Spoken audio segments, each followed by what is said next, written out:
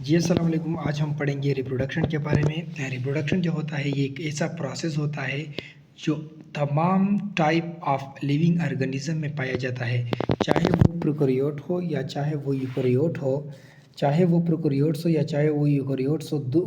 हर किस्म के living organism में पाया जाता है ये प्रोसेस। सेक्सुअल रिप्रोडक्शन में मयासिस इन्वॉल्व होता है, जबकि एसेक्सुअल रिप्रोडक्शन में माइटोसिस इन्वॉल्व होता है। सेक्सुअल रिप्रोडक्शन में मयासिस इसलिए इन्वॉल्व होता है कि एक पेरेंट का एन प्लस दूसरे का एन, यानी कि मयासिस जो मायाटिक सेल होते हैं वो इन्वॉल्व होते हैं, जबकि एसेक्सुअल रिप्रोडक्शन में माइटोसिस होता है, जहाँ पर हम आपने टिश्यू कल्चर पढ़ा होगा। जब हम एक सेल उठा लेते हैं एक प्लांट से तो उस सेल में 2n होते हैं, तो इस वजह से आपके पास ये एसेक्सुअल रिप्रोडक्शन है। All system in human various function, but reproductive system heredity maintained, so your character traits transfer into the offspring। कहता है कि हर हमारे बॉडी में, ह्यूमन के बॉडी में बहुत से सिस्टम का अपना अपना फंक्शन है, लेकिन रिप्रोडक्टिव सिस्टम का ये फंक्शन है कि ये हेरिडिटी मेंटेन रखता है। सो आपके करेक्टर आपके ऑफस्प्रिंग में ट्रांसफ़र होंगे और आपकी मेंटेन प्रोगेंसी और आपकी नस्ल को ये मेंटेन रखता है। बिकॉज रिप्रोडक्शन सीज, अगर रिप्रोडक्शन अगर स्टॉप हो गई, सीज का मतलब स्टॉप, सो स्पीशी एक्सटेंड, तो स्पीशी इंसान की स्पीशी है ये ख़त्म हो जाएगी। ठीक है, किसी भी लिविंग ऑर्गेनिज्म कोई भी स्पीशी अगर रिप्रोडक्शन ना करे तो वो उसका एंड आना शुरू हो जाएगा। इसकी मिसाल इस तरह है, अगर अभी इस दुनिया में, यानी कि जो मैं बोल रहा हूँ, अगर सॉरी, अगर अभी इस दुनिया में एक इंसान पैदा हुआ, एक बच्चा पैदा हुआ और उसके बाद कोई रिप्रोडक्शन नहीं हुई, तो वो बच्चे की जो उम्र होगी तकरीबन 80-90 साल होगी, और उसके बाद 80-90 साल के बाद इस दुनिया में इंसान बिल्कुल ख़त्म हो जाएंगे। ठीक है, क्योंकि अगर आम तौर पर देखें तो आपके पास उस बच्चे की उम्र पैदाइश से लेकर उसके मरने तक ही लोगों की उम्रें होगी। ठीक है, जितना वो ज़िंदा रहेगा। ठीक है, अच्छा, उसके बाद आपके पास आता है, तो यहाँ पर हम सिर्फ पढ़ेंगे सेक्सुअल रिप्रोडक्शन के बारे में। अब हम आते हैं मेल रिप्रोडक्टिव सिस्टम के बारे में। इसमें 4 चीज़ें मेन होती है: टेस्टिस, डक्ट या ट्यूब, ग्लैंड और एक्सटर्नल जेनिटेलिया। ठीक है, एक्सटर्नल जेनिटेलिया को हम पढ़ते हैं, ये आपके पास पीनस होता है। ठीक है, ये पीनस जो होता है ये आपके पास एक्सटर्नल जेनिटेलिया में आते हैं। ये यूरिनेशन के लिए और स्पर्म को ट्रांसफ़र करने के लिए इस्तेमाल होता है।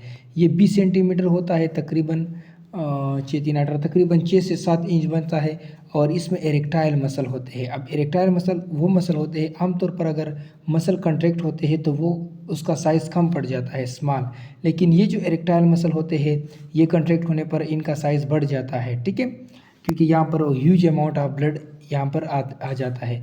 इसमें क्या होता है, यूरिनोजेनिटल अपर्चर या यूरिथ्रल ओरिफिक्स होता है, जो क्या होती है, जहाँ से पेशाब एट द एंड निकल जाती है या स्पर्म निकल जाता है। ठीक है, जिसका टिप, उसको हम टिप कहते हैं। तो उसके बाद ये तो होती है एक्सटर्नल जेनिटेलिया। अब हम आते हैं टेस्टिस के बारे में। टेस्टिस पेयर फॉर्म में होते हैं, ये ठीक है, ये पेयर फॉर्म में होते हैं, और आपके पास ये जो टेस्टिस होते हैं ये हमारी बॉडी के आउटसाइड एक स्किन पाउच होता है जिसे हम कहते हैं स्क्रोटम। ठीक है, जिसे हम कहते हैं स्क्रोटम, ये एक पाउच होता है जिसे हम कहते हैं क्या, स्क्रोटम। ठीक है, स्किन पाउच होता है जिसे हम कहते हैं स्क्रोटम, और ये 35 सेंटीग्रेड पर रहता है। ठीक है, क्योंकि अगर इससे टेम्परेचर बढ़ गया तो आपके अंदर स्पर्म की प्रोडक्शन अच्छी तरह नहीं होगी। वन टेस्टिस, एक दो को हम कहते हैं टेस्टिस। स्पेलिंग को देखो, अगर यहाँ पर TIS आ गया तो एक ही टेस्टिस से मुराद होगा। इसको हम स्ट्रक्चर से भी पढ़ेंगे, पहले इस तरह पढ़ लो कि वन टेस्टिस में 250 से 300 लेब्यूल्स होते हैं, और हर एक लेब्यूल में 1 से 4 सेमिनिफेरस ट्यूब्यूल होते हैं। इसके इर्द गिर्द लेडिक या लेडिन सेल होते हैं प्रेजेंट अराउंड। इस सेमिनिफेरस ट्यूब्यूल के इर्द गिर्द लेडिक सेल होते हैं जो टेस्टोस्टेरोन को प्रोड्यूस करता है। इसको हम बहुत ही डिटेल से पढ़ने वाले हैं, तो ज़रा फोकस होकर बैठो। Sertoli cells are present along with the seminiferous tubule which control the sperm production by producing erubin। यहाँ पर आपके पास सेर्टोली सेल भी होते हैं। इसके ये कहाँ पर होते हैं, सेमिनिफेरस ट्यूब्यूल के आसपास होते हैं, और इसके 2 फंक्शन है। ये इनहिबिन को प्रोड्यूस करता है ताकि स्पर्म की प्रोडक्शन को भी कंट्रोल किया जा सके, ऐसा ना हो कि बहुत खरबों के तादाद में स्पर्म प्रोड्यूस हो। और दूसरा फंक्शन ये है कि ये न्यूरिशमेंट प्रोवाइड करता है उन स्पर्म के लिए। अच्छा, normal adult can produce 400 million sperm day. 40 crore, तकरीबन आपके पास 40 करोड़, एक नॉर्मल एडल्ट जो होता है वो एक दिन में 40 करोड़ 40 यानी कि 400 मिलियन स्पर्म प्रोड्यूस करता है, ठीक है। यहाँ तक क्लियर है।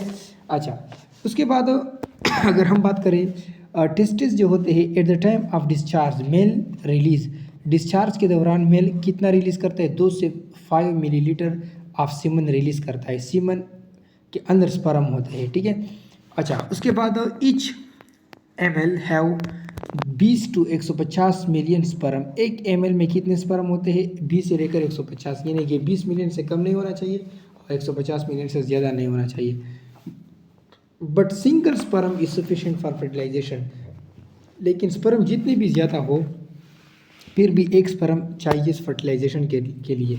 अच्छा, smallest cells of the body, sperm आपका smallest cell of the body है, यानी कि जो सेल होते हैं हमारे बॉडी में उसमें स्मॉलेस्ट सेल कौन सा है, वो आपके पास स्पर्म है। स्पर्म सेंसिटिव होता है टू हीट, ये थोड़ी सी हीट पर ये डीनेचर हो जाता है, इसलिए सेंसिटिव होता है टू हीट। इसकी जो पीएच होती है 7.2 से 7.6 होती है, सो ये अफेक्ट ड्यू टू पीएच की, तो ये पीएच की वजह से भी ये अफेक्टेड होता है, सेंसिटिव होता है to pH. Sperm are store and mature in epididymis, epididymis में स्पर्म स्टोर होता है और मैच्योर होता है। When they shed off more of cytoplasm, ये भी यहाँ पर ये साइटोप्लाज्म छोड़ देता है और इसमें स्पर्मियोजेनेसिस हो जाता है। अब हम आते हैं आपके पास स्ट्रक्चर के बारे में। पहले तो ये आपने अंधाधुंध पढ़ लिया, अब हम आएंगे इसके स्ट्रक्चर। ये आपके पास जो इस शक्ल का है, ये आपके पास एक टेस्टिस है, समझ गए, बिल्कुल। अच्छा, ये टेस्टिस के अंदर ये बड़े बड़े लेब्यूल्स होते हैं, मैंने कहा 250 से 300 लेब्यूल्स होते हैं। ये तो मैंने थोड़ा बनाया है, ये 250 से 300 तक होते हैं। अब इस लेब्यूल्स के अंदर ये जो सुर्ख मैंने ये ट्यूब बनाया है, इस हम कहते हैं मैंने फेरिस ट्यूब्यूल्स, और ये 1 से 4 होते हैं पर लेब्यूल, एक लेब्यूल के अंदर 1 से 4 होते हैं, तो तकरीबन मैंने यहाँ पर 3 बनाए हैं, यानी कि 1 से लेकर 4 से ज़्यादा नहीं हो सकते। अच्छा, उसके बाद इसके आसपास लेडिक सेल भी होते हैं, ठीक है, लेडिक सेल भी होते हैं, इसको हम डिटेल से पढ़ेंगे कि लेडिक सेल कैसे टेस्टोस्टेरोन को प्रोड्यूस करता है आगे। अच्छा, ये seminiferous tubule high coil tube होता है, बहुत ही मुड़ा हुआ ट्यूब होता है, ठीक है। उसके बाद ये जो अगर मैं इस सेमिनिफेरस ट्यूब्यूल को अगर मैं जूम करूँगा तो इसमें 2 किस्म के सेल होते हैं, एक होते हैं स्पर्मेटोगोनियम सेल जिसको हम कहते हैं स्पर्म मदर सेल, ऐसे सेल जिससे स्पर्म बनते हैं, ये 2n होता है, ये खुद क्या होता है 2n होता है और इससे स्पर्म सेल बनते हैं। अच्छा, और इसके साथ साथ सेर्टोली सेल होते हैं, सेर्टोली सेल मैंने कहा कि इन्हें बिन प्रोड्यूस करते हैं, स्पर्म की प्रोडक्शन को कंट्रोल करते हैं और साथ साथ में ये सपोर्ट और नरिशमेंट प्रोवाइड करता है, ठीक है। अच्छा, यहाँ पर ये जो सारा का सारा लेब्यूल है यहाँ पर ये जो स्पर्म को जमा करता है इसको हम कहते हैं वेजा एफेरेंटिया, और ये इस पॉइंट को हम कहते हैं रेटिस टेस्टिस, ठीक है, रेटिस टेस्टिस। और ये जो आपके पास है ये ऊपर इसको हम कहते हैं एपिडिडमस, ये कोइड, और यहाँ पर स्पर्म क्या होता है स्टोर होता है और मैच्योर होता है, ठीक है। ये आपके पास अगर मैं थोड़ा इसको अच्छा दिखा दूँ तो ये आपके पास 2 टेस्टिस हैं, ये आपके पास क्या है एपिडिडमस है, और एपिडिडमस से ये ट्यूब गई हुई है, इस वाले ट्यूब को हम कहते हैं वेजा एफेरेंटिया, और ये जो आगे की ट्यूब है इसे हम कहते हैं वेजा डिफरेंशिया, और ये ट्यूब गई हुई है और आखिर में यहाँ पर एरेक्टाइल मसल होते हैं टूवर्ड्स द पीनस। तो यहाँ पर ये एपिडिडमस यहाँ पर मैच्योर स्पर्म यहाँ पर स्टोर होता है और मैच्योर होता है। तो उम्मीद करता हूँ कि ये जो आपने स्ट्रक्चर से सीख लिया एज़ कम्पेयर टू थ्योरी, वो इतना आपने नहीं सीखा होगा। तो पहले फिर आप अगर आपने स्ट्रक्चर को अच्छी तरह समझ लिया तो वीडियो को थोड़ा रिवर्स करो और उसको अच्छी तरह फिर से जानो। अच्छा, उसके बाद गोनेड्स और गमीट्स में क्या फ़र्क है। गोनेड्स आर्गन को कहते हैं, gonads the organs that produce gametes, gonads उस आर्गन को कहते हैं जो गमीट्स पैदा कर सकते हैं यानी कि गोनेड्स आर्गन ही होते हैं बड़े, मेल के गोनेड टेस्टिस होते हैं, फीमेल के गोनेड ओवरीज होती है। अब ये आर्गन गमीट्स पैदा करते हैं। गमीट्स क्या होते हैं, the reproductive cells produce by gonads is called gametes, वो सेल यानी कि गमीट्स अब सेल होते हैं, ठीक है, इसको हम कहते हैं सेक्स सेल, ठीक है। तो गोनेड्स आर्गन होते हैं और उनसे पैदा होने वाले सेल जो है उसको हम कहते हैं गमीट्स कहते हैं, ये सेक्स सेल होते हैं। मेल के गमीट्स स्पर्म होते हैं जो टेस्टिस से पैदा होते हैं, तो टेस्टिस गोनेड्स है, टेस्टिस गोनेड्स है, और फीमेल के गमीट्स से ओवम या एग पैदा होती है, ये छोटा सा सेल है, ये ओवरी से बनती है, ठीक है। तो ये मेल गमीट्स, फीमेल गमीट्स, ये इसके गमीट्स से स्पर्म सेल और ये ओम है, ये इसमें डिफ्रेंशिएशन था। अच्छा, उसके बाद हम आएंगे स्पर्मेटोजेनेसिस। स्पर्म की ये इसको हम आगे भी पढ़ेंगे कि इसकी फार्मेशन किस तरह होती है स्पर्म की।